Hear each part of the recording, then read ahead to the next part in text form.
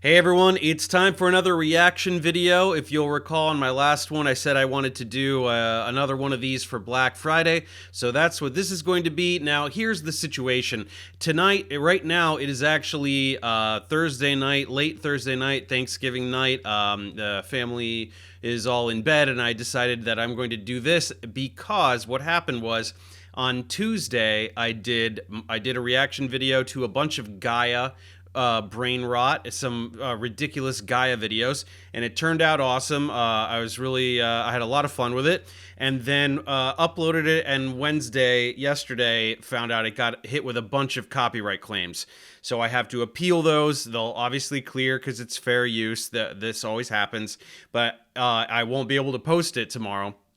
And then I found that out yesterday, but then last night, my wife and I hosted a little kind of like a wine and cheese party. So like some friends came over. I drank a lot of wine, and I was thinking, well, I have to make another reaction video to try and still get it out on Friday. And so yeah, everyone went to bed, and I tried to do it, but I was borderline hammered, so it just like was not working out. I picked the wrong video to react to. I was like an hour in, I was like nodding off, kind of. I was like, this isn't working. I can't do this. And then today was Thanksgiving, so we went over to my mother-in-law's, and my wife has a couple brothers in town, and so a lot of people, typical Thanksgiving situation. But now everybody went to bed, and I was like, okay, let's try one more time. I don't know how well it's going to work. There's actually, right as I was setting up for this, I think there's a party a few houses down. You can hear some music. Hopefully you can't hear that too much. It seemed loud a second ago. Maybe it'll kind of start toning down. It's about 10:20 p.m. right now, so I don't know. Maybe it won't be too big a deal. But yeah, so this is I'm just going to knock this out real quick so that I can hopefully post this tomorrow morning. Hopefully I won't get any copyright claims. And make good on the promise for the Black Friday thing. And then once the Gaia one clears those copyright claims, I'll post that one too. And so, yeah, this one is just going to be, I compiled, I went through my folder where I saved the ones where people send me, hey, react to this, and or also stuff that I found and email to myself to put in that folder. And I picked 5 videos, 5 short creationist videos. I don't want this one to be, I just don't want to be up super duper late. I just kind of wanted to knock this out pretty quickly. And so, yeah, I'm going to react to that. I've got a little bit of Bear Creek whiskey, so I'm going to drink that because it's a holiday, right? We might as well have a little bit to drink. And so I didn't drink all day. Unfortunately, that's not really on the table at the mother-in-law's. So this is the first drink of the night. So,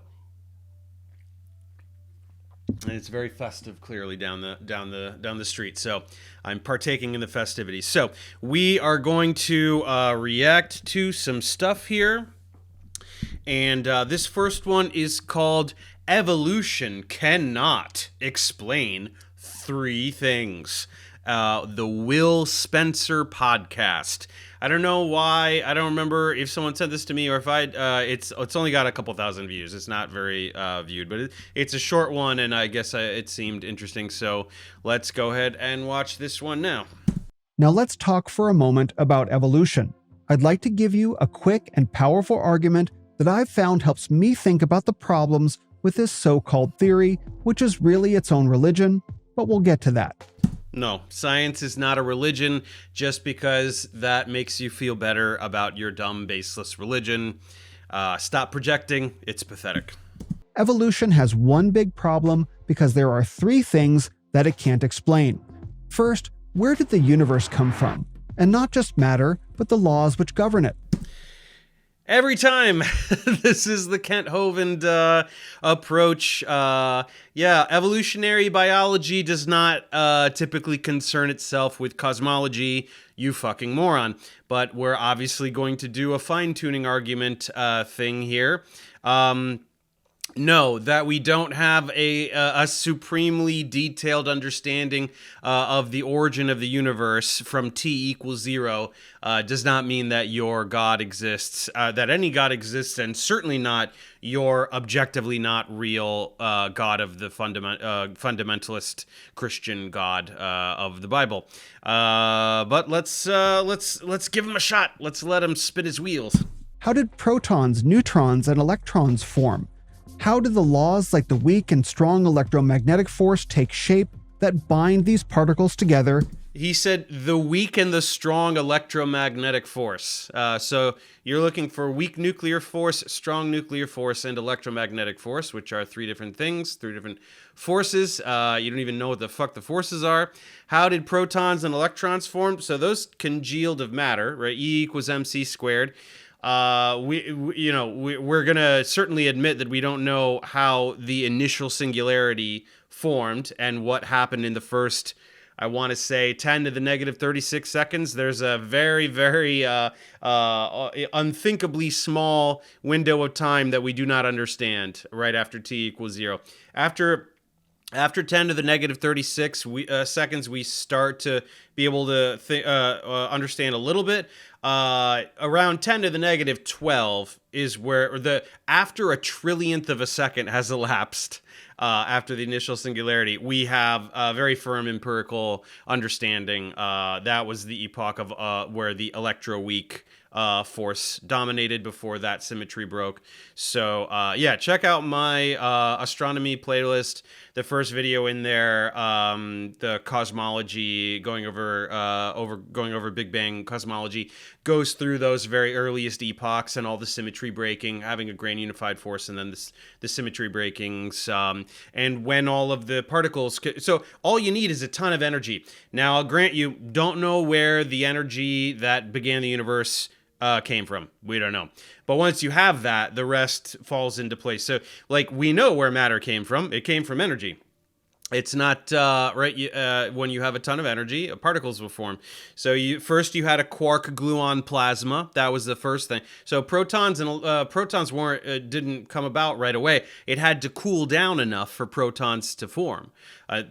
First you had a quark gluon plasma, and then baryons formed. Protons and neutrons could form when three quarks would interact to form nucleons and then neutral atoms didn't form for hundreds of thousands of years. That was a while later. So it's like you have to learn cosmology. Like, I know that it sounds arbitrary when you're like, this formed at this time, etc., but it's all empirical. Like, the science is there. You can learn it or not. You can ignore all of the science and just go, how do they know that? That's preposterous. Well, fucking learn something. Learn basic cosmology, and you'll learn about how astrophysicists know this shit.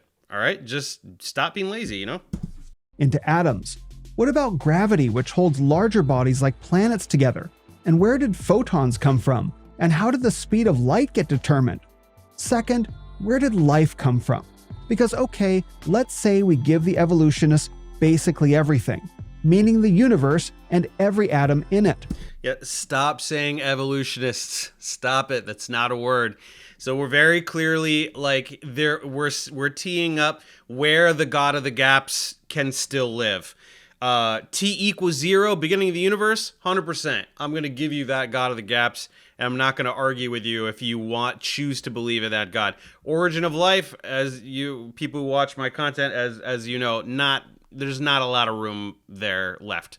So he said 3 things, so I don't know what the third one, I mean, it's probably going to be consciousness, because they love to do that one. Those are the 3 where they think that the God of the gaps still lives, and that's the God that he's going to argue for, which is fucking pathetic. So let's do it. How do those atoms assemble themselves into self-replicating molecules of life? Meaning, how do protons, neutrons, and electrons become the 4 nucleotides that then form DNA?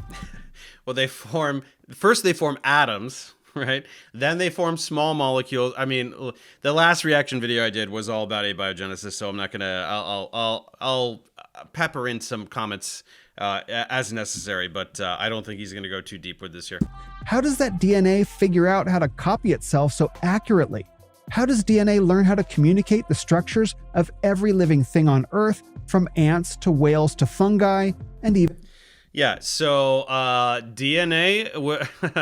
I said this so many times in my last reaction video that I got a lot of comments that are like, "Wow, you said that a bunch of times."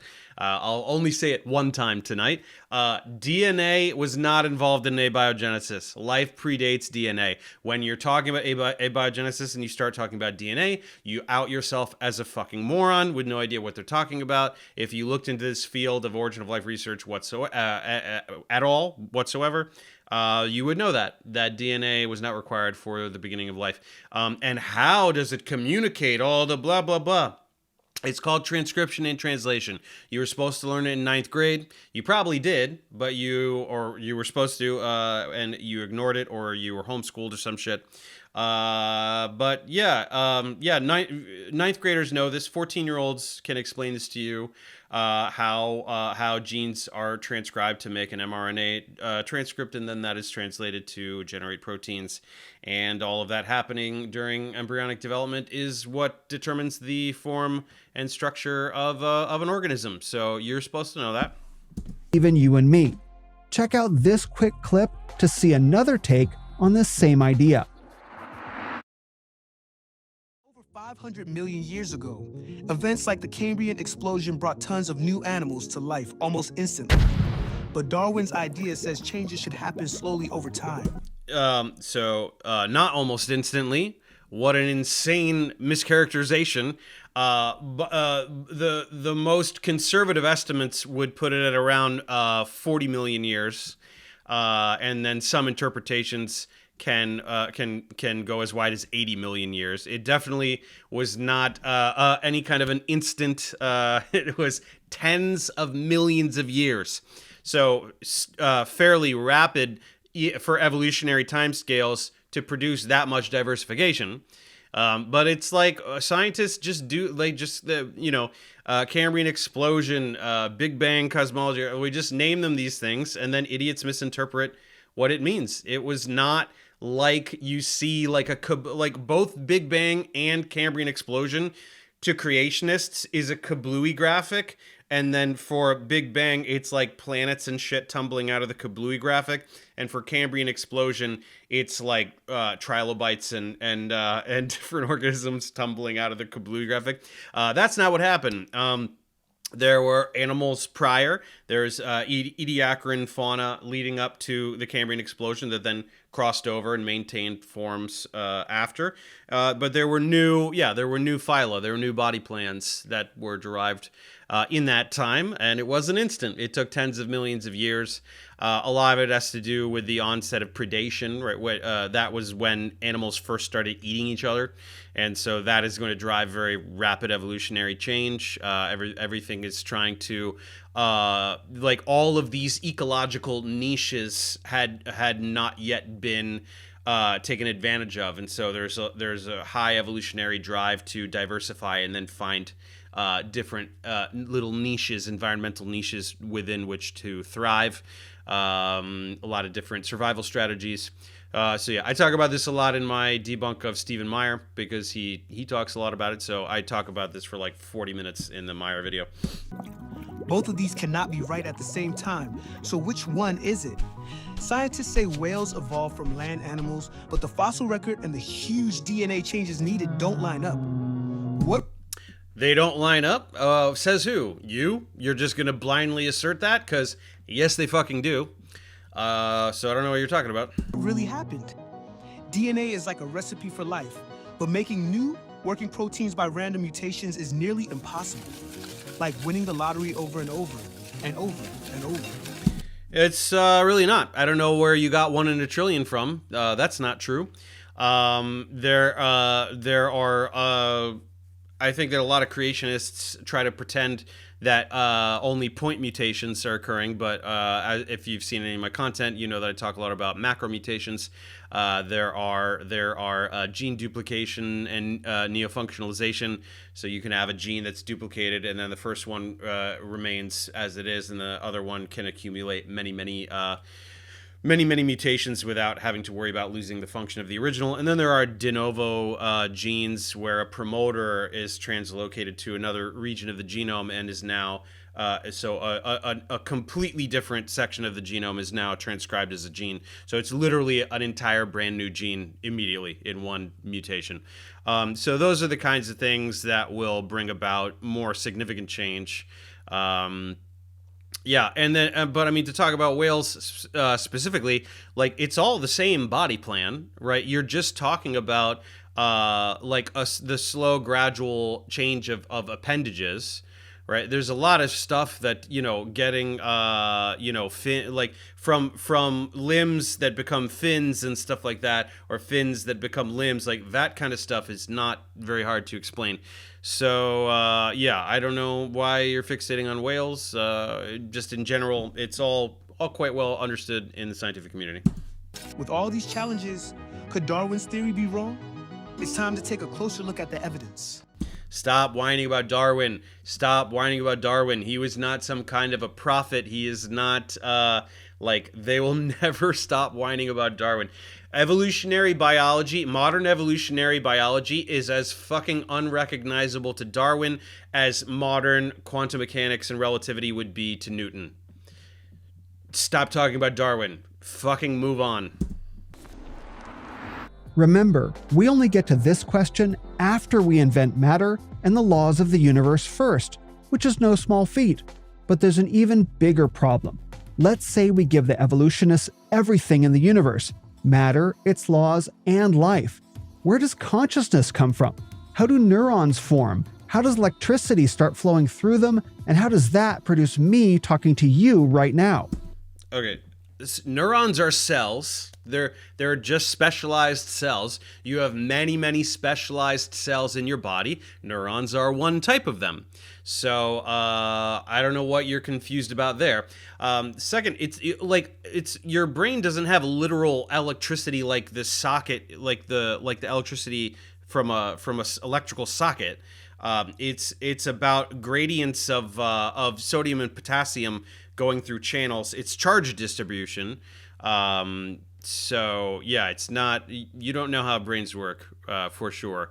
So I don't know, you don't know how brains work. I'm not going to pretend that we have a perfect all-encompassing understanding of consciousness, but consciousness is very clearly a product of brains. I just did one on the DI and Michael Egner. He's probably their best attempt at making a seemingly sophisticated case for dualism, for the brain not being able to account for the mind, and it's as much as it's the most sophisticated attempt, it's all horrible, terrible bullshit. So check out my Michael Egner video if you're interested in learning more about brains.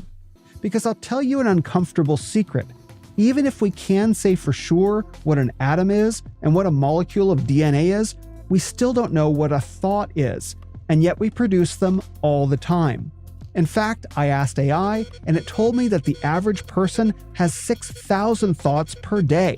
With a global population of around 8 billion people, this would mean that humanity is having 48 trillion thoughts daily worldwide. Oh my God, so many thoughts. And there's so many grains of sand, and people have fingers and toes, and you're just counting things for no reason. Brains exist, they allow us to think, and there's a lot of us, so we have lots of thoughts. Therefore, God exists. Yeah, God of the Gaps will always forever be the most dogshit argument for the existence of God, because we used to not know anything, therefore everything was God's. Then we started figuring shit out, and we started replacing those gods with real understanding and real explanations. So fucking extrapolate that to the rest of all of the shit you're saying.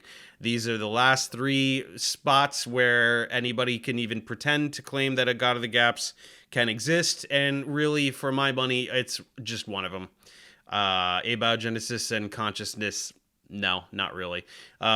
T equals 0, beginning of the universe, I'm fine with that one. But by the way, if there is one, it sure as fuck is not the one that you believe in. Sorry. And what is a thought? Scientists literally don't know. and yet hopefully this video is making you have a few of them right now. So to recap, evolution cannot explain where the universe, life, and consciousness come from. It can hypothesize about how this animal turns into that animal over a really long time, kinda by accident, but not where animals come from in the first place, what they're made of, or what their awareness or ours is. What do you mean don't know what animals are made of? They're made of fucking cells. They're made of animal cells. That's where they came. Look, we had unicellular life. The kingdoms of life diverged when life was entirely unicellular. You had certain types, or at first you had prokaryotic cells, then there were various endosymbiotic events to give eukaryotic unicellular organisms. There became different types of unicellular organisms became very specialized, right? You had photosynthetic unicellular organisms that once that developed multicellularity, that became kingdom plantae. And we have observed the evolution of multicellularity, so that part's not that weird. And then there were animal cells. There were animal cells that had that were capable of aerobic respiration. And so once multicellularity arose there, we understand that most likely it was colonial coenoflagellates that became something somewhat resembling sponges, modern sponges. So porifera, if you, the earliest multicellular animal life was likely something looking like sponges. My zoology series goes into this in extreme detail. So if you want to learn about animal life, the evolution of animal life, and all, but more importantly, the diversity of animal life, that is a great series that I'm actually working on the last batch of that, the very last bit of chordata. I'm working on that now. So you're dumb and just don't know anything, and that's the end of that. What evolutionists will often cite is the length of time the universe has been around. Current estimates claim that it's almost 13 billion years old. That's a very long time, long enough for life to somehow figure itself out and consciousness to emerge. Sounds plausible, right? There's just one problem. The entire idea of order emerging spontaneously from chaos is not how the universe works. In fact, that's not how it's ever worked or ever will work, because of one thing: the law of entropy. Now, I've been playing around with perplexity.ai, which I think is pretty good. I asked it to define the law of entropy. Stop asking AI and just get a fucking education. I know that you don't know what entropy is. Just learn, like, you were supposed to learn this in high school. Just like get a textbook, get a physics textbook, a high school level one, and read that. Stop asking AI. And this is how it responded.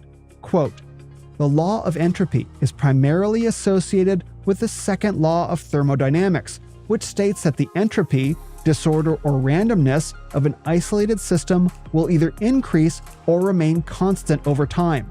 It never decreases unless external energy is applied. This principle explains why natural processes tend toward greater disorder." Yeah. So, keyword there, isolated system. Isolated system, of which there in nature is no such thing. Do you think that a living organism is an isolated system? Do you think that there is energy exchange? Do you think that a living organism takes in matter and energy and expels matter and energy? Yeah. So it's not a fucking isolated system, you moron. The second law of thermodynamics says that the entropy of the universe increases for any spontaneous process. And we say the universe because that's the only what we could say to be an isolated system, because it's everything that there is, right? And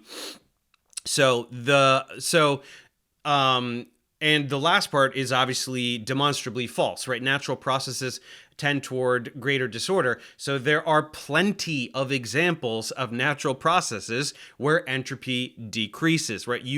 Order can form spontaneously. Like, imagine fucking water freezing, right? Ice forming. Have you ever seen ice forming? That is a local decrease in entropy. It's a local decrease in entropy because you have water molecules, right? A liquid has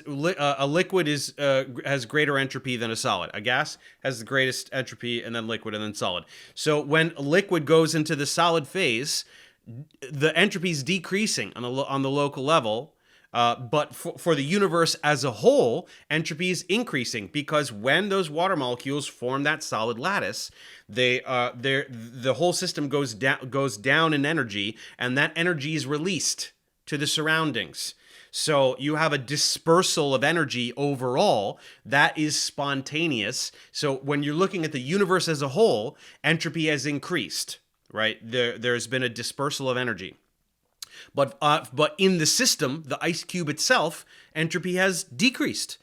Order formed spontaneously. Ice cube, a fucking snowflake, right? Anything that crystallizes, any crystallization is a reduction in local entropy. And this shit happens naturally all the time. So you're just a moron who can't read. It says isolated system. Living organisms are not isolated systems. And in my very first response to James Tour, not the first 40-minute video that I did, but my response to his insane attack on me after that, I go over the physics for like 20 minutes. I talk about eigen and all this stuff and how order forms spontaneously, literally due to entropy as it tries to dissipate free energy gradients. So you have energy coming in, you have sunlight coming in, it will try to dissipate that. It will generate ordered structures spontaneously due to entropy. Entropy specifically prompts the spontaneous generation of ordered structures. It is literally the opposite of what you're saying. You have no fucking idea what you're talking about. You don't know what entropy is. You're a moron. End quote. Now let me pull out an important concept. The disorder of an isolated system will either increase or remain constant over time, and it never decreases unless external energy is applied. So in this case, the entire universe is our isolated system. Evolutionists will claim that after the Big Bang, which is pure chaos, order emerges. And not just a little bit of order, a cosmic order that will be enough to form subatomic particles, atoms, and physical laws. And then that order will just kind of stick around. But wait, didn't the law of entropy just say that disorder, including in natural processes, only increases over time? Do you see the contradiction? No, there's no contradiction. So you were doing this not in the. I thought you were going to do this in the context of abiogenesis. You're actually doing this in the context of cosmology. Any kind of process that you're talking about, like that matter forms does not mean that there's not a dispersal of energy, right? When ordered structures form, energy is released. Okay, so it is still an increase in entropy overall for the universe. Right, localized order it does not contradict the idea of an increase in entropy for the entire system that is the universe. I don't need to explain it again. It's fine. The law of entropy says that order becomes chaos, but evolutionists seem to say that chaos becomes order. So which way is it? Okay, you might argue that evolutionists don't really deal with the birth of the universe. That's the physicist's job. Go talk to them. All right then, I'll give you the universe, all the atoms, molecules, and the laws which govern them.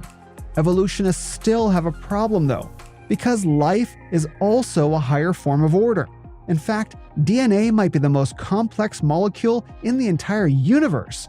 It carries the blueprints of how to build all the organisms that we know of. DNA is a double helix made of 3 billion pairs of nucleotides, and that incredible double helix knows how to replicate itself and provide instructions for how to create proteins, the building blocks of life. Stop anthropomorphizing a DNA molecule. It doesn't know how to do anything. It just abides by the rules of the molecular world. It is built by enzymes, and many enzymes are involved in DNA replication and transcription and translation. A number of different enzymes. You don't know what those are. You don't know how those processes work. And again, DNA was not produced, DNA was not required for abiogenesis and came about once life already existed and enzymes existed that could catalyze its formation. Yeah, that's it. And you're telling me that this impossibly complex molecule formed on its own out of chaos in a universe where the laws of nature go the other way? That's a bit of a reach, don't you think? To see how much of a reach it is, imagine that I take a cabinet full of glass vases and smash them into little bits. And then let's say I scatter them on the ground on an abandoned planet and then rocket away on my spaceship, leaving the glass there for millions or perhaps even billions of years. Now, what do you think will happen? The law of entropy states that the little bits of glass will become smaller and smaller bits of glass, eventually becoming dust. That is greater disorder and chaos. But yeah, so that's a dog shit analogy. So molecules undergo chemical reactions, and they do so. Monomers can polymerize. I think a better example would be like those little disc magnets, and you can have a bunch of them. And you can even play a game, right, where you have like an area where you have to like place the magnets without them coming together. But if they get too close together, they go to brrr, and they kind of snap together, right? So that's actually a great analogy because that's the electromagnetic force, right? We're talking about magnetism. So you have these little pieces that there's an energetic impetus for them to come together. So molecules are the same way. Electromagnetism is what dictates chemistry, plusness and minusness reacting, right? Regions of electron excess interacting with regions of electron deficiency. That's the story of chemistry. Every chemical reaction is that minusness and plusness interacting. So no, it's not like pieces of glass. It's more like fucking magnets that will join spontaneously. How about that, right? What about all of these separate magnets that just spontaneously go brrr and make a little column of magnets? Oh my God, it's violating entropy, blah, blah, blah, blah, blah. No, because there's a fucking, things proceed in such a way so as to go to the lowest energy possible, whether that's gravitational potential energy or electromagnetic potential energy. That is how the universe works. And in doing so, they release energy to the environment, and that is entropically favorable. That raises the entropy of the universe. So localized order forms spontaneously, and that increases the overall entropy of the universe, which is what the fucking second law of thermodynamics says. You just don't know what it means. But the evolutionists want us to believe instead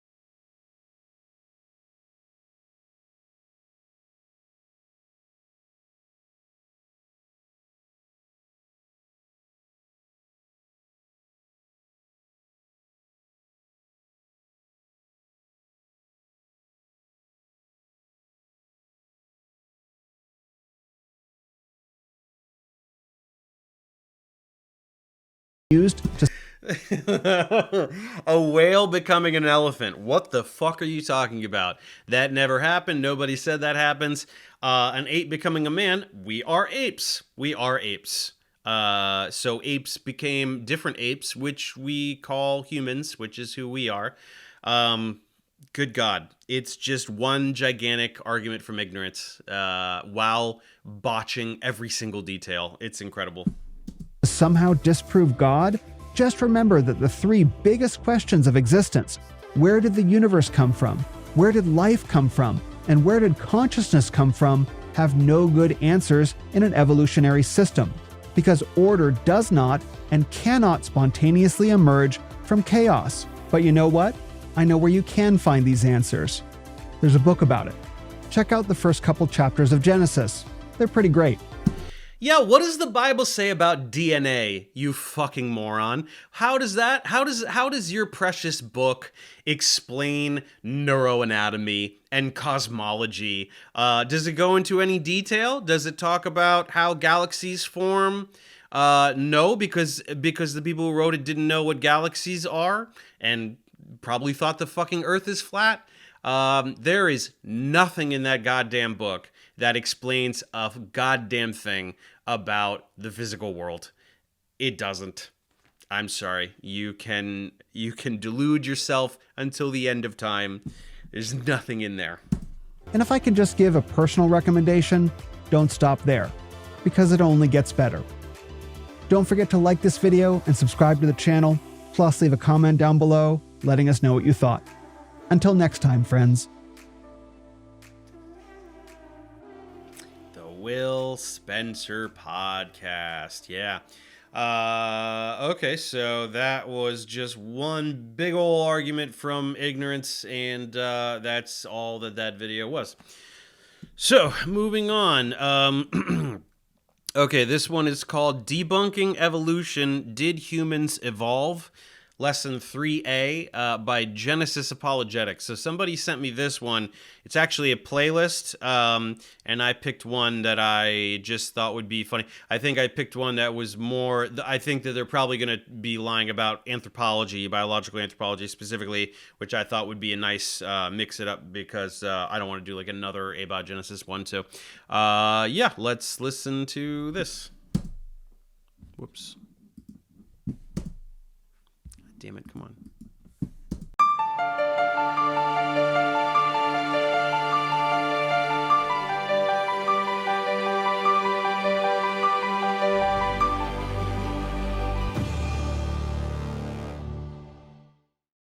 Is it just me, or does the evolutionary story keep changing?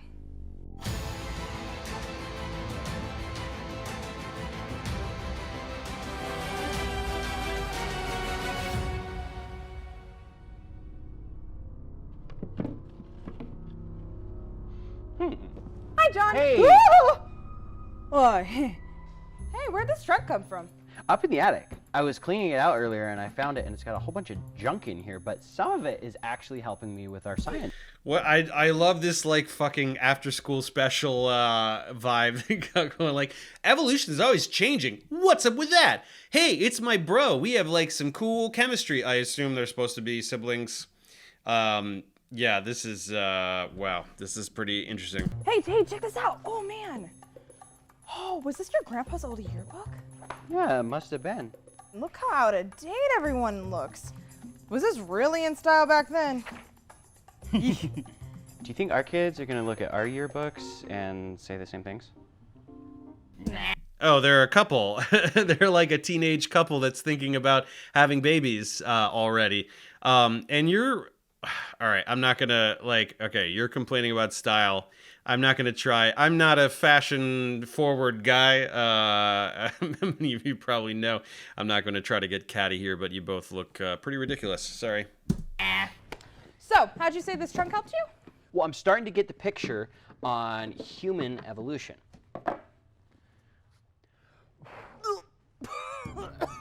This book was published in 1925 by Sir Arthur Keith. And now he was the president of the Royal Anthropological Society of Great Britain. And the skull? It was found in 1912. Now, it called Piltdown Man the find of the 20th century. I think it was the New York Times said that it proves the theory of evolution. There were like 500 articles published when they first found this. Then in 1953, they discovered that the skull was a fake. Are you serious? Oh yeah. They took Are you serious? Oh my god, are we seriously gonna talk for 10 minutes about Piltdown Man, Nebraska Man, like the three most insane, idiotic, 1,000 times debunked creationist talking points about human evolution and ignore literally the entire field of biological anthropology and the thousands upon thousands of specimens of dozens of intermediary species from the last common ancestor between humans and chimps and bonobos, and all of Sahelanthropus giganensis and Aurorantugenensis and the dozen plus Australopithecine species, and all of the Homo erectus and Homo habilis and all of the other organisms, and literally the entire field of anthropology. I think that's probably what we're gonna do. Oh my God! Somebody did a fraud, and then the anthropological community exposed the fraud, and now nobody should ever give a shit about that or talk about it ever again. Oh my gosh! Incredible. Chemicals, and they aged the skull. They made it look like it was really, really old. And then the jaw is actually from an orangutan, and the guy who discovered it, he actually filed the teeth down and made it look real. What the heck were scientists thinking? Have you ever heard of Nebraska Man? Nebraska Man was the first American ape man fossil to be discovered. And Harold Cook found just a tooth, big enough for the New York Times, okay? And then it went viral for back then, and the London News did a whole drawing on it from a single tooth. There's still a picture of him on Wikipedia. They drew all that based on a tooth? Yeah, but 10 years later, they discovered out that that tooth was actually from an extinct pig. No way. Yeah, so Piltdown Man was the popular proof for evolution for 40 years, and Nebraska Man was the popular proof for 10. Makes you wonder about what they're teaching us today. I'm way ahead of you. Take a look at my little brother's 6th grade history book. Really? Your brother's book? You have way too much time on your hands. The attempt at humor with this shit is just, it's too much to bear. Like, yep, you got your bro. Like, it's not even a joke. That wasn't even a joke. Where was the, like, what the fuck was that supposed to be? This is so bad. This is the worst propaganda I've ever seen in my life. Well, some of these ape men look familiar. Long lost relatives of yours? No, I'm just kidding, but no, it's because they're in our book as well. Oh, well, in our book, they say Australopithecus afarensis evolved 3.8 to 3 million years ago. But in the 6th grade book, Australopithecus evolving 4 to 5 million years ago. Uh-huh. Yeah, so Australopithecus is a genus, and there are many species within it. Australopithecus africanus, anamensis, there's a bunch, whatever. I'm not going to try to list them. But, so, yeah, you just don't know how to read, I think is probably the problem here. Now, look at this. This is an old 1951 Life magazine publication. According to this, Australopithecus lived 1 million to 500,000 years ago. Wow, that's different by a few million years. Mm-hmm. These dates are all over the place. Yeah, well, it gets worse. So this is our biology, the whole biology. This is the laziest, cringiest shit. They just collected a few sources and were like, hey, if you distort what it says, it seems like they don't agree. It's like, even if you grant them that, why couldn't it be that, like, some sources are more accurate than others, or they just over a period of time became more precise and more accurate given more data? Like, this is the laziest, cringiest shit I think I've ever seen. This is the worst creationist propaganda I've ever seen. It's that bad. Biology book. Okay. And it shows Homo habilis as living 1.6 to 1.9 million years ago. But in the 6th grade one, it's 2.4 million years ago. So which one's true? 2.4 million years ago. Wow. I mean, like, you could look at, like, the primary literature. You could, like, actually investigate. You're just desperately cherry-picking data. Also, all of those indicate ranges. Like, there's nothing here. This is so lazy. I guess it depends on which class you're in. So what I'm wondering is if any of these dates are correct. It looks like today's truth is just tomorrow's fiction. If you look back at all the textbooks, they're all published at about the same time. Take a look at my little brother's 6th grade book. Now, this book shows all of the popular fossils today. Okay, so here we are, Homo sapiens. right? But check out what came before us. Homo erectus. Right, and while he had a human body, evolutionists like to point out that he had a different skull, at least a modern human skull. Now, the journal Science, back in October of 2013, they reported they found skulls in Georgia, like Russia. It shows how different the Homo erectus skulls can look. Wow, they are so different. Homo erectus and human skulls can be very similar. In fact, they did a study on 202 modern-day Aborigines, like Australians, on the shape of their skulls, and they found that 14 of the 17 traits were the same on the Aborigines as on the Homo erectus skulls. So it looks like Homo erectus wasn't becoming human, but was already human? Exactly. The next ape-man back is Homo habilis. Homo habilis. Homo habilis. Yeah, so this is how this propaganda works, is that every ancestral species is either humans or chimpanzees, essentially. And what's the funniest part about this is that because all of these species exhibit a very clear gradient, a morphological gradient from something that is very, very ancestral and not like humans to very gradually becoming like modern humans. And if you look at like certain Australopithecines, they have this suite of characteristics that are very clearly intermediary. Like they're bipedal, so they're walking upright, but then they have all of these features that are more arboreal, like being able to get around in trees and stuff. So because it's such a smooth gradient, every single propaganda organization will divvy them up differently. Like certain ones they'll agree are actually chimps, and certain, obviously, like Homo erectus are like, oh, that's just humans. But then in the middle they won't agree. So like some of them will say that this is a human, some of them will say this is clearly a chimp, and they're like, this is clearly a human. It's like you want to talk about inconsistencies by going through different high school textbooks and misinterpreting ranges to manufacture doubt about this science you don't understand, and then you guys are just like, that's a monkey, that's a human. It's like, what the fuck are you talking about? Homo means human, so they're trying to make him look more human-like than he really is. So Richard Leakey is a famous evolutionist, and he said, of the several dozen specimens that have been said at one time or another to belong to Homo habilis, at least half of them don't. But there is no consensus as to which 50% should be excluded. No one anthropologist's 50% is quite the same as another's. So what were they? Were they Homo erectus? Like what like this is so desperate.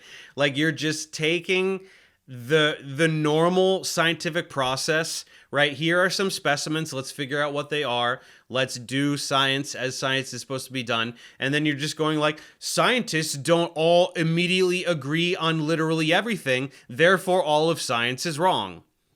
That's basically what you're doing. So they can't even really classify which fossils are supposed to go into which category. In fact, some scientists are fighting to have Homo habilis reclassified as Australopithecus. Which one? Australopithecus is Lucy. Oh yeah, I've heard of her.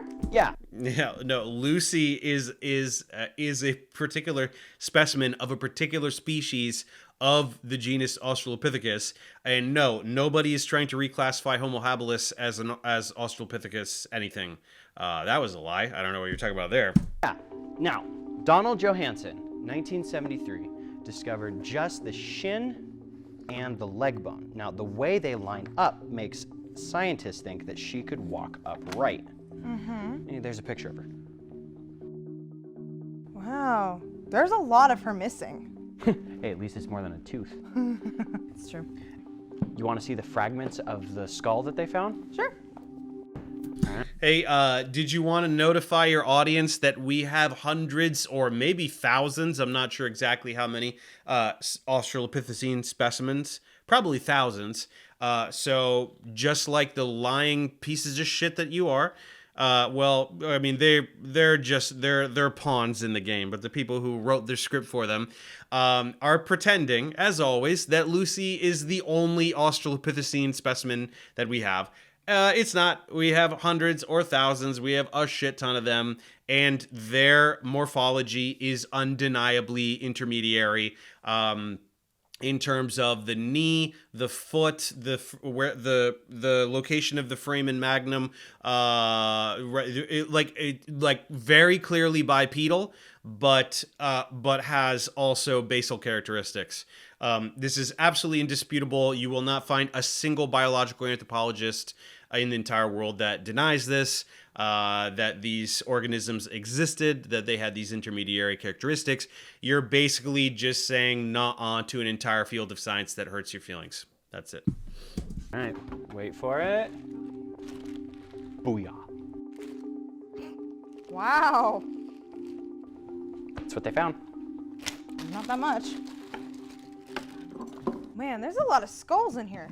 Was your grandpa a witch doctor? No, he was a yard sailor. Now, looky what we have here. We have here a modern bonobo monkey skull, and we have Lucy. So the brown pieces are the actual fragments of Lucy's skull that they found. Well, they look so alike.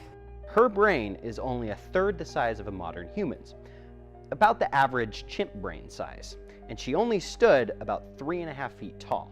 Take a look at the way that Lucy has been portrayed in like the media, like books and films, online, Wow. everywhere. They really went out of their way to make her look human-like. Take a look in our other biology book. Oh, wow. Hey, look at the whites of those eyes.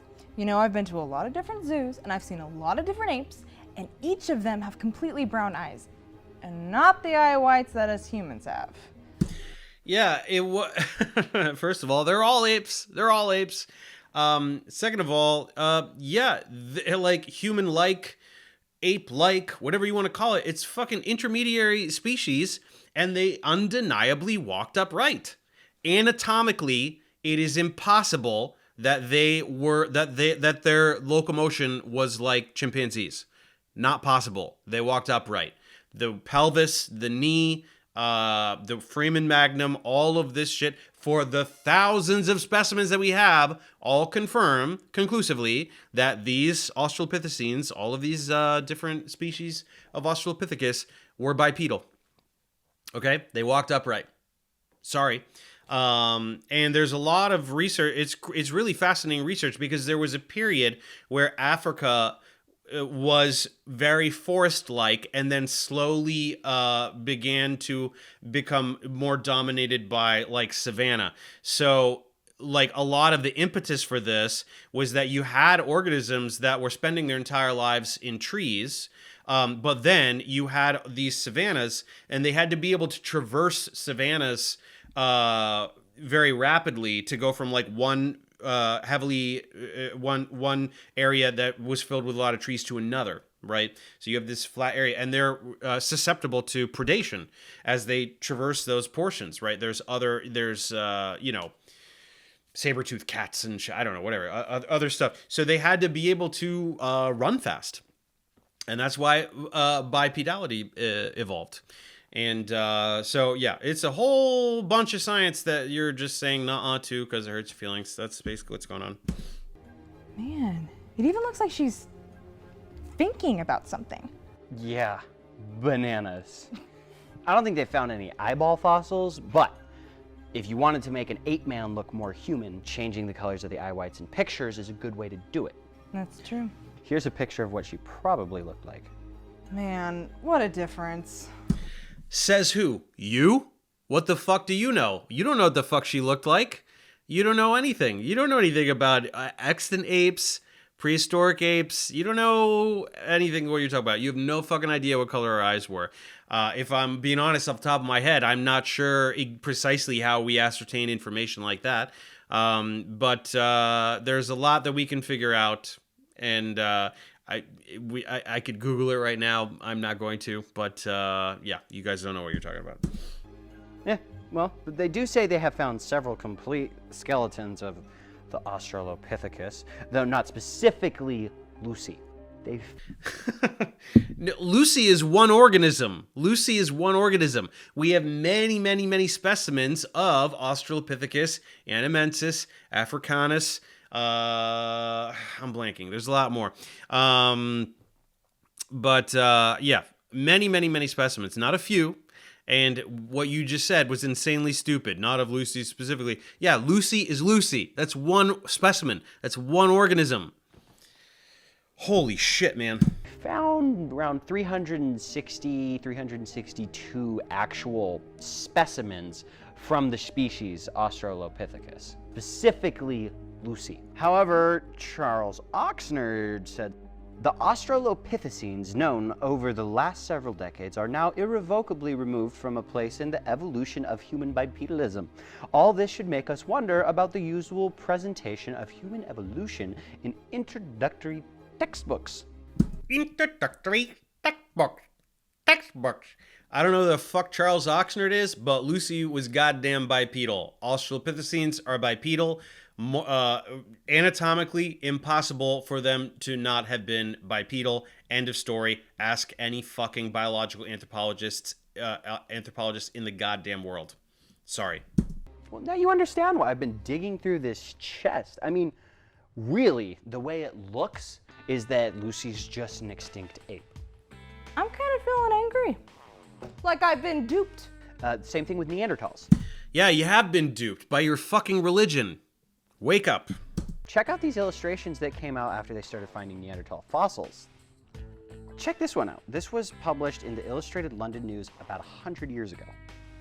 Whoa. Okay, that's pretty brutish. Now, do you want to know what they think he looks like now? Sure. Wow. Just recently, scientists have discovered that Neanderthals buried their dead.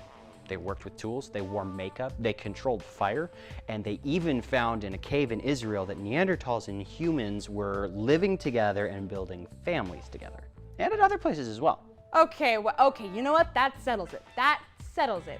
If they can live together and if they have children together, then Neanderthals are just humans, but the difference is that their appearance varies. Yeah, no, nothing that you're saying, like, what the fuck are you talking about? That they exhibit behaviors that are very similar to that of Homo sapiens doesn't mean that they are Homo sapiens. Like, this always blows my mind, is like they try to pretend like that science said that the cavemen are just the blah blah dumb whatever. No, Homo neanderthalensis and Homo sapiens were living at the same time, had from the same lineage. They're just two different Homo species. Of course they were intelligent, and of course they had very similar behavior to us. What the fuck does that prove? What are you talking about? Yeah, my God. This is crazy. Just like different people groups today can vary. So either these fossils are completely human or completely ape with nothing in between. Now, a specimen is basically any piece of bone, including teeth, that they find. All the specimens from all the different ape men that they've actually found, you can fit them in the back of a small pickup truck. Are you No, that's complete bullshit. You are lying. serious? Dead serious. Now, if our textbooks won't address the new evidence, what does the Bible say? Man was created on the sixth day in God's image, out of dirt, and God breathed life into him. And 1 Corinthians 15:39 says, all flesh is not the same kind of flesh, but there is one kind of flesh of man, another flesh of animals, another of fish, and another of birds. Yeah, what's the difference exactly? What's the difference in flesh? You wanna clarify what the fuck you're talking about? It's all made of animal cells. So is it really different? What are you talking about? That's really cute that your special book of stories says things. You have a pretty high bar of evidence that you're looking for while you're lying through your teeth about an entire field of science you don't understand. Where's the empirical approach here? A book says a thing, so it must be true. Yeah, there's that hypocrisy that we all know and love. That sums it up pretty nicely. Yep. So, what'd you think of Grandpa's chest? I thought it was amazing. Me too. And we learned that just like a style can go out of fashion, the popular ape men theories and their fossils do the same thing. And while their theory keeps changing, God's word never does. Kind of makes you think. Yeah, kind of makes you think, how the fuck could anybody fall for this shit? You're describing dogma. the unchanging word that will not bend to new evidence, to any new understanding. That science changes is how we know it's right. That religious dogma never changes is how we know it's wrong. It's as simple as that. Doesn't it?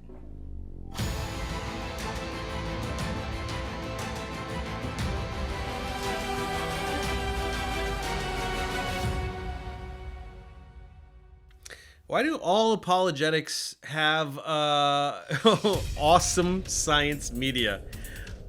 Yeah. Oh, hang on. No, we're not going to the next video there. Awesome science media. That's astounding. And they always have Genesis in the title. Answers in Genesis apologetics. Yeah, that was embarrassing. Okay, I have 3 more queued up, but let's just do one more, because I'm tired.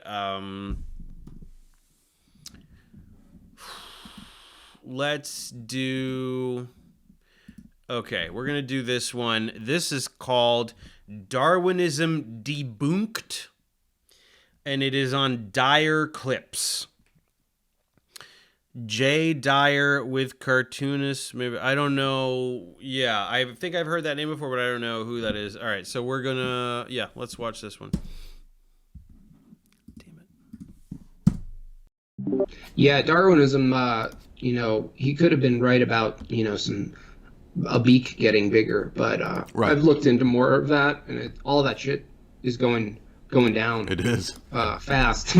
Because they still haven't accounted for the fact that there's digital information embedded in us, and No, it's not digital information. It's just a sequence of nucleobases. That's it.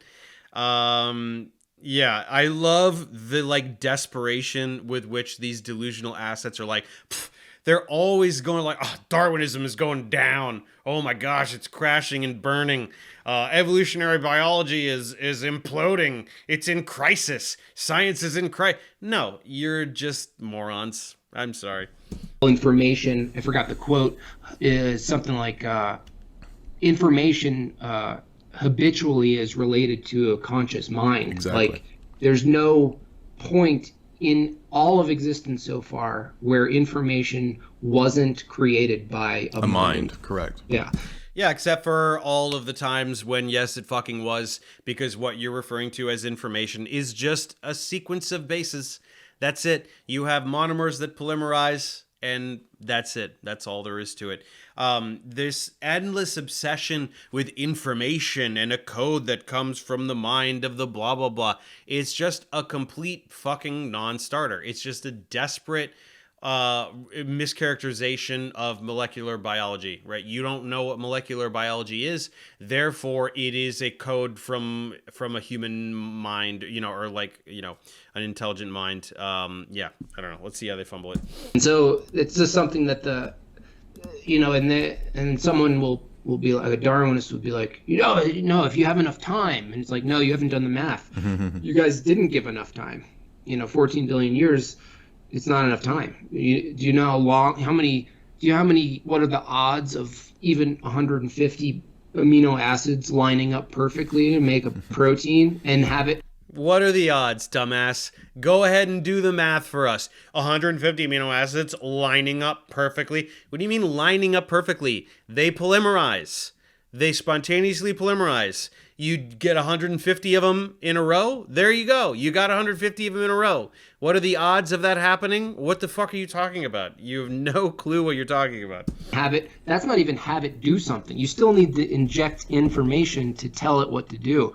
We don't even know we know where that comes from. What do you mean tell it what to do? You have a molecule and it does something by virtue of its structure. Proteins can be functional by virtue of their structure. So you make a fuck ton of them and some of them are functional. That's it. Right.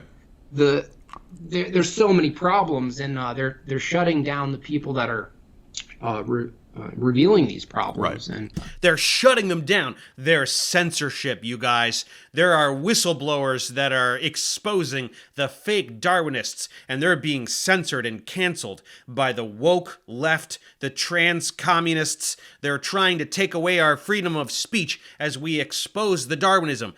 Every fucking time. Every fucking time. To me, it's just exciting because it's just like, it's not like this like prideful like I'm right. It's just fun. I love watching establishments kind of crumble, but not in like a chaotic way. More like, no, you try to conceal this stuff, and the white lab coat, you know, we might as well go into a Catholic church and confess to a white lab coat, you know, and be like, sorry, I doubted you, you know. And I love that that's going away because the truth is coming out, which is like, science ain't going nowhere, dipshit, and I guarantee you that you have fallen for every fucking conspiracy. You know that COVID vaccines have murdered all the people and that COVID leaked from a lab and everything, and you know all this shit because of some jerk that you saw on Joe Rogan, and that translates to you that the entire edifice of scientific knowledge is wrong because you say so, because you're a delusional narcissist that derives your entire self-worth from elevating yourself above real knowledge without any basis. You are the most special, super awesome mind that figured out the real secret truth. Aren't you? Aren't you just a special little guy? which is like more mystery, you know, about everything we think we know, and that's so cool. Yeah, I totally agree with that. I think that, especially when it comes to ancient, primeval history, there's way more that we don't know than we do, and then the establishment has to give the impression that they actually know all this stuff. And when you both of these idiots jerk off to Graham Hancock, I can guarantee that the pyramids are not what we think. They're built by aliens and all this crap. This is the kind of fucking more like, this is the real epidemic today, is jerks like this that just all of science is wrong because they say so, and every fucking ridiculous thing, objective, insane pseudoscience they see on the internet is true because it makes them feel special, and that's it. There are millions of dickheads like this now, and it's ruining human civilization. It's a big problem. You were talking about the timelines that they have not given enough time yet. Yeah, well, that's ironic because that's also something that is not empirical. You cannot empirically verify or demonstrate the billions of years that a chance universe would need to give rise to life or whatever, which I don't even think is, I think that's an absurd question to begin with. But how absurd to ask how life began. What an absurd thing to try to figure out stuff about the universe. You can't empirically demonstrate what? What the fuck are you talking about? You can't empirically demonstrate the age of the Earth? Because yes, you fucking can, which is how we know the age of the Earth. Same with the age of the universe. Same with all of this shit. You just are science illiterate and stupid. So if you learn science, you will come to understand the empirical basis with which you know all of these things, and you won't just be going, "Nuh-uh, that's wrong because I say so." Give it a shot. Moving beyond that, though, Darwinism is collapsing precisely because of internal contradictions, stuff that actually, ironically, philosophers have pointed out for a long time, and proponents of creation have pointed out for a long time. And people are starting to recognize this. Critiques like the fact that within the human body, it's basically a bunch of little systems kind of stacked on bigger systems. So you have one big whole biosystem running that's a bunch of little systems, right? So, the eye, for example, can't function without blood, without tissue, which are themselves sort of systems. And so you can't have these mutations being random that also require all of those other systems to function and work well. Right. When you start the code, it would pervert all of the code. And correct. It would render it non-functional. Imagine, it's like let's just throw random codes into my computer and see if it works. It's not salt on pasta. It's like it changes the entire function of everything. Yeah. So it's like, how? What the fuck are you talking about? What mutation changes the function of everything? What the fuck are you talking about? You know zero things about genetics. You know zero things about anatomy and physiology. You have no idea how anything in the body works. Yeah, there are body systems. Animals have body systems. Different extant animals have different body systems of varying degrees of complexity. You can look at extant animals, things that are alive today, and get incredible clues and evidence as to how specific body systems evolved. You can look at differing complexities of, say, a circulatory system or a respiratory system or a digestive system. You can see differing tiers of complexity in those systems in things that are alive today, let alone, over evolutionary time. You have no fucking idea what you're talking about. You don't know what mutations are. You don't know what any of that means. There, like, different mutations can happen. Some are deleterious, which reduces the probability of survival for an organism, and some are beneficial, which increases it. It's just fucking descent with modification and natural selection. That's Darwinism. And when you say Darwinism is crumbling, you sound like a fucking moron. Because number one, it's the most insanely basic, rudimentary aspect of evolutionary biology, which is observed and confirmed on a daily basis. And second of all, it just is a word that does not in any remote way encapsulate the complexity of modern evolutionary biology. No biologist alive today is a Darwinist, in the same way that nobody studying quantum mechanics or relativity is a Newtonist. It's like you just don't know what any of these words mean. You don't understand any of this stuff, and you need to pretend that science has profits. So that you can discredit science by discrediting the prophet. So none of you idiots will ever stop whining about fucking Darwin and Darwinism. It's just, you're never going to move on from this. You're never going to learn. I don't know what to do about it. It's like, also most of those mutations are just replications of the same gene, right, which don't do anything. Right. It doesn't add anything, or it sheds something. So it's like, no fucking idea what you're talking about with genetics confirmed. Most mutations are not gene duplication. Most mutations are point mutations. Point mutations can have a very significant effect. Often they don't. Most of the time they don't. Gene duplication is comparatively a much rarer occurrence. But if you have gene duplication, then you have the opportunity for neofunctionalization. That second copy can accumulate many, many, many point mutations to code for a completely different protein that could have a completely different function, because you're not sacrificing the functionality of that protein, because you have one copy of the gene that will continue to code for that protein with fidelity. And then you have another copy that can, there's no right, because you have two copies, it is absolute, it's not deleterious for one of them to become way different, because you have the first one that is functional, that is intact. So these idiots don't know what a gene is. They don't know what DNA is. Like, they couldn't, they just have no idea what they're talking about. de-evolution, that's even a better theory than evolution. Is like they might as well come up with a one massive organism at the beginning of time that we all just kind of like started falling off. That would be more believable to me, like, because it makes that's fucking gibberish and is totally meaningless, and you just don't understand the first goddamn thing about biology. One huge organism and pieces fall off and that becomes other organisms. What the fuck are you talking about? Because it makes more sense that a functioning bit of a bigger functioning bit can fall off and actually do something, as opposed to every added thing, thing adds a new function and it happens to work. It's like it's inconsistent with computing. Right. Like everything we know about science and computing, it doesn't. So what you're saying is, like, you know zero things about science, you know zero things about computing.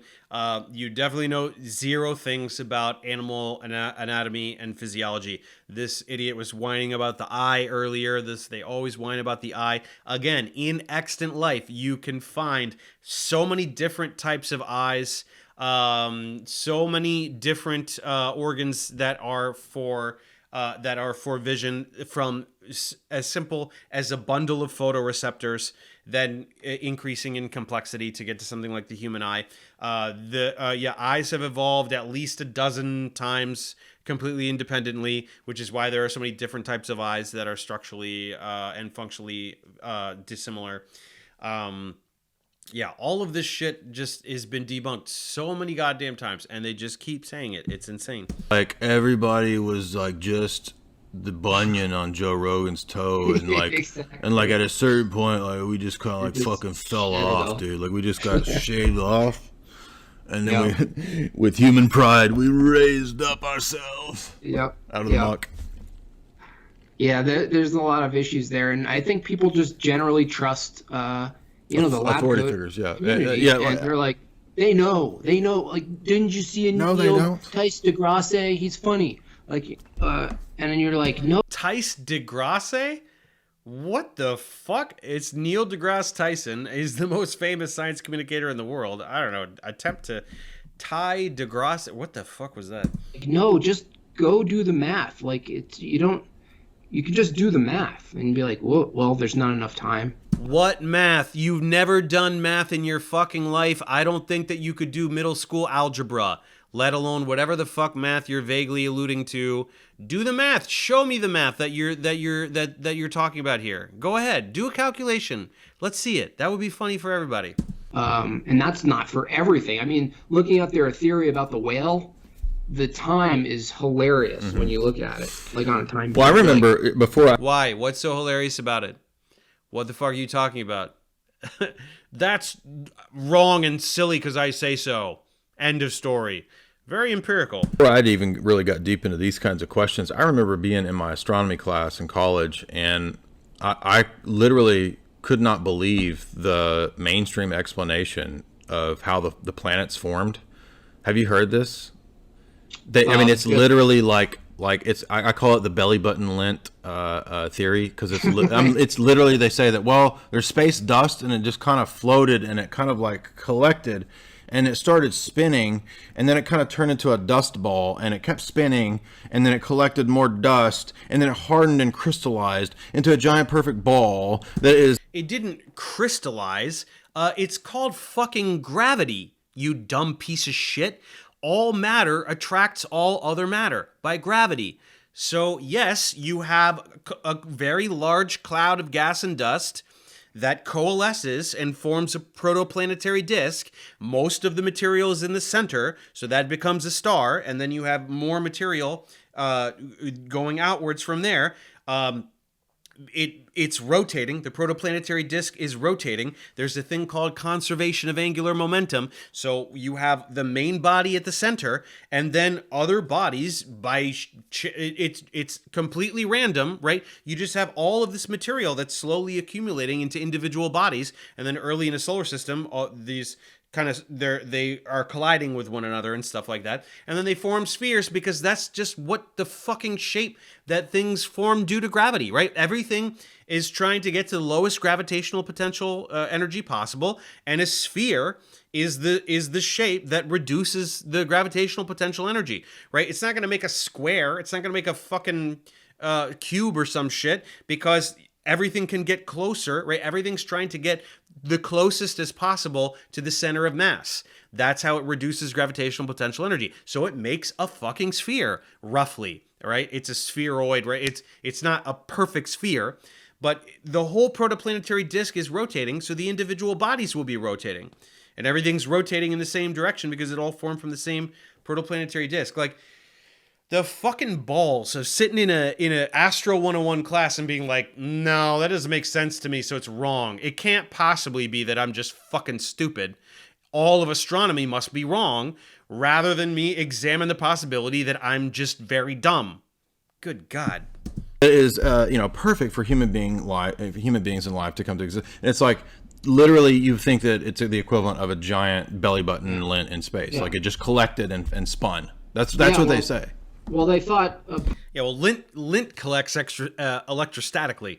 Planets form gravitationally. So no, it's not the same. That's a shit analogy, and you are dumb. Sorry. Pool, of water got struck by lightning too, and Which they is had Zeus. to turn- That's the story of Zeus. When Zeus, the Titans, like the way humans are created is that like Zeus is like fighting the Titans, and one of them bolts misses or something, and it hits the ground, and it accidentally creates humans. Right. Yeah. I don't think that's accurate of Greek mythology. But anyway, yeah, this, like, do not try to start talking about abiogenesis. Like, please just don't. They're clearly referencing the Miller-Urey experiment, but also don't know what that is. Yeah, I don't know. And so that was, and then the protoplasm, that nobody talks about that anymore. Like they thought, like Darwin didn't even know there was information, Right. like at all. Yeah, he's prior to Watson and Crick. Yeah. Yeah, and even Crick was like, he didn't realize he didn't solve the problem, but he was like, what do they call it? Sperm, like spatial spermiation or whatever. It's like Panspermia. Yeah, panspermia, and then Spatial spermiation. It was called spatial spermia. Has fucking nothing to do with anything that you're talking about. First of all, they're patting themselves on the back for knowing that Charles Darwin predates predates Watson and Crick. Great job, guys. Incredible. What do you mean solve the problem? They were just trying to figure out the structure. They're trying to figure out what is the molecule of heredity, and then get the structure, right? So we figured out that DNA was the molecule of that possessed hereditary information, and then we had to figure out the structure of it. And then from there, we started to figure out how DNA replication works and transcription and translation. And it's actually fucking astounding to think that all of this stuff we figured out in the last like 70 years, right? It was the 50s. Watson and Crick was the 50s where we even began to be able to understand how, like, what DNA is and how it works and shit like that. Like, we've come so far so fast. It's crazy. And then these two douchebags are just sitting here being like, meh, science is dumb. I think science is a dumb thing, and I don't like it. I feel much more specialer if I can pretend I'm smarter than science. Yeah. and then Yeah, dude, like aliens were jerking off by the water in an ancient time frame, and like you ever watched Prometheus? Like the big engineer guy, like he was just over by the water, like jerking off, and then like that, like is where we came from, dude. That's Yeah, that's a sci-fi movie, right? Who cares? I don't give a shit. It's just sci-fi. Panspermia is just not like, it's like you can talk about, oh, what if, right? But we don't need that. We're not, like, origin of life researchers are not concerned with panspermia. They're invested in understanding how life arose on Earth and totally could have from what we have here on Earth. Yeah, but like, you don't understand ninth grade biology, so you don't have a shot in hell at understanding origin of life research. There's no fucking way. Not even any point talking about it. like obviously the most rational. That's like the only rational position to hold. Not God, not God. The alien engineers from Ridley Scott were jerking off in the ocean. right, because at least sperm doesn't stop in space; it just keeps going. Stop saying sperm. What the fuck are you talking about? Like, you're like, you guys don't understand the etymology of panspermia, and you think that, like, you're talking about literal sperm cell, like ejaculate. You're throwing a tantrum about ejaculate, and you, like, all like none of it has anything to do with anything that you're trying to talk about. It's unbelievable. But the funny thing about that, they're like, once you well, how let do you loose your seed, Exactly. it just How do you flies think- through space. How do you think life started? And he says, well, probably aliens delivered it. And you're like, how do you think life started? You're you know what I mean? You're You know right what I back- realized when I wrote my book on that point is that way more of how we actually come to believe what we believe is because of dumbass movies and shit, dude. We've watched so many movies of space bullshit and aliens, and it's embedded in our subconscious. We don't even realize that has a much more powerful impact on our worldviews than even when we were sitting in the science class hearing about, you know, evolution and the way the planet's formed. That's because you're stupid and didn't pay attention in science class, where you could have gotten the real knowledge so that you don't have to rely on fucking science fiction movies for you to be able to pretend to know what science says. You were in class, you were dumb, you didn't understand it, you didn't apply yourself, you probably got shit grades, and you did not retain any of the information. And so now you're going, oh yeah, scientists think that an alien jerked off and the sperm fly through space and made life. That's what they think. No, you fucking moron. You just saw Prometheus, didn't even get it. That's not even the plot of it. And then you just didn't learn anything in science class. You had the opportunity, the opportunity for education was given to you. You denied it, you rejected it, and you decided deliberately to remain stupid. That's on you. Because we watched a million zillion dumb movies of aliens doing bullshit, and it just kind of it meshes and beds in there, and we think, we got here probably from ancient aliens, or we got here from millions of years of we don't know what. But because every science fiction movie, every alien movie is loaded with Darwinism. Yeah. Yeah, and you don't question it because it's like they lay out the process and it becomes real, and you don't realize that water isn't a good place for these things to come together. Or what the fuck are you talking about? What the fuck are you talking about? Water is a spectacular medium for chemical reactions to happen. And in fact, they happen all the time in all the goddamn water that's in the fucking oceans. What are you talking about? Like, please elaborate. Let's laugh a little bit.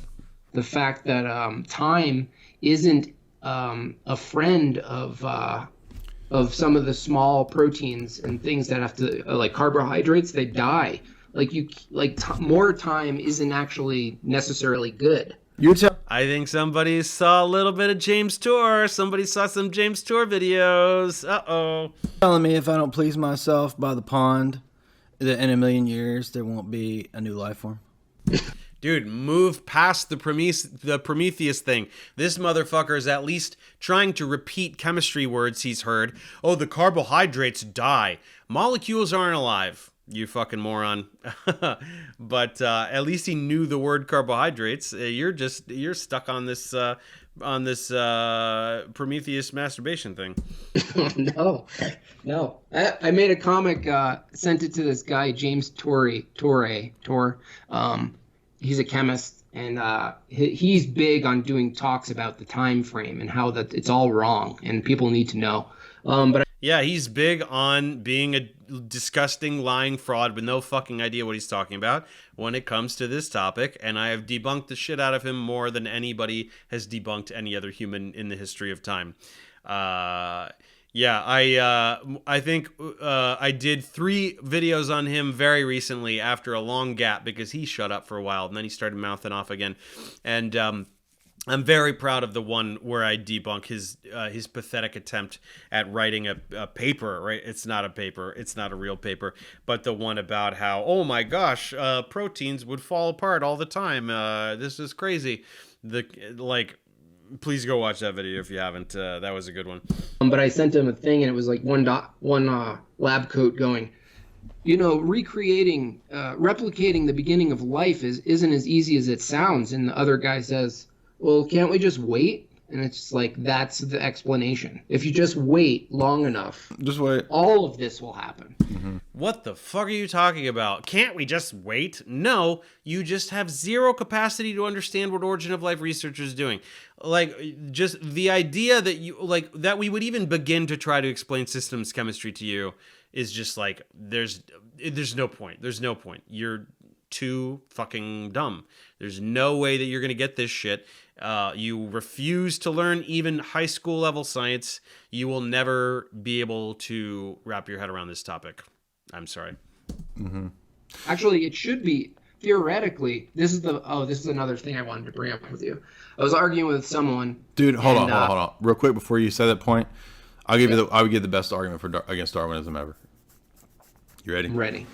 What good is 1/8 of a PP? It's no good. Like, you got to have the PP and the testicles, right? So what good is 1/8 of a PP? Because there would be millions of years where the process of the PP comes to be PP, right? That's right. Mm-hmm. What good is 1/8 of a vagina? No good. Pointless. Wow. Okay. little bit speechless. So those are organs that that are used in sexual reproduction, which is something that evolved after gametes, right? You have gametes. The first sexual reproduction that occurred was hermaphroditic, right? So you can have monoecious and you can have dioecious species. Oh my God, I cannot believe that this idiot would say that and think that that's a legitimate argument. So you know that not all animals have penises and vaginas, right? You know that not all animals have penises and vaginas. Like, what the fuck are you talking about? Like, how? Like, different animals have different appendages and like. Oh my God, I don't even care to dissect that any further. And you need millions of years for both the PP and the vagina to happen to mutate. This is so dumb. Right. Yeah, it would have to be advantageous for some reason. Yes, exactly. And there's no, and by the way, there's actually disadvantage in some of these cases to like 1/8 of an eyeball. 1/8 of an eyeball could be a disadvantage, not an advantage. So why for millions of years would I have? It's like, oh my God, it's like the fucking crocoduck. Like, you think that an organ will evolve like it's a fucking 3D printer. Like, you have an eyeball, and first what evolves is 1/8 of what would be an eyeball, and then it slowly evolves the rest of it. Like, how fucking dumb are you? Like, do you not understand that there are many different types of eyes in extant life today of varying degrees of complexity? Something evolves that is functional and it complexifies over time. New structures can be added to it over time. This guy is dumber than rocks. Like, this is fucking crazy. Have 1/8 of an eyeball to 1/7 of an eyeball to 1/6 of an eyeball to 1/5 to 1/4 to a full eyeball. This is just total nonsense. And you would have way more disadvantaged combinations than advantages over time. Good point. There would be more disadvantages. Why? Every organism has to be viable to survive, so mutations that generate an organism with a survival disadvantage, that gets weeded out of the gene pool. Do you not understand how fucking natural selection works? Good God. It doesn't make any sense. I think mainly the Darwinists have 1/8 size PPs, and that's why they're mad. That's why they're mad. They're like, if I just wait. They have small penises. Scientists have small dick. Me have big dick. I'm more righter because me have bigger dick. I bet you don't. Yeah. I don't know.